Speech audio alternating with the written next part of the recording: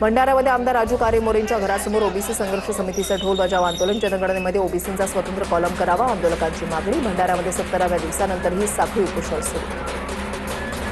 केतन अग्रवालचे वडील विशाल अग्रवाल यांनी घेतली भाजपा प्रदेशाध्यक्ष रवींद्र चव्हाण यांची भेट। केतन अग्रवाल हत्या प्रकरणाची केस फास्ट ट्रॅक कोर्टामध्ये चालवण्याची केली मागणी।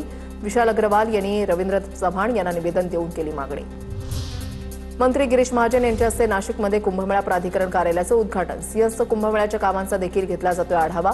मंत्री गिरीश महाजन यांच्यासोबत नाशिक जिल्ह्यामध्ये सर्व प्रशासकीय अधिकारी, लोकप्रतिनिधी उपस्थित होते। मध्य रेल्वे मार्गावर उद्यापासून 15 डब्यांच्या 32 लोकल ट्रेन धावणार। मध्य रेल्वे मार्गावरील लोकलच्या फेऱ्यांमध्ये वाढ, गर्दीनं त्रस्त लाखो प्रवाशांना दिलासा। लातूरमध्ये सलग दुसऱ्या दिवशी सीबीआयकडून चौकशी। नीट पेपरफुटी प्रकरणी सीबीआयकडून चौकशी सुरू। आज लातूर शहरामध्ये 2 ठिकाणी सीबीआयनं चौकशी केली।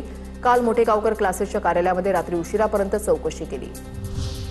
पंढरपूरच्या इस्कॉन मंदिरामध्ये भाविकांसाठी एक अनोखं आकर्षण। खासदार हेमा मालिनी यांनी मंदिराला अत्याधुनिक रोबोटिक हत्ती भेट दिलाय।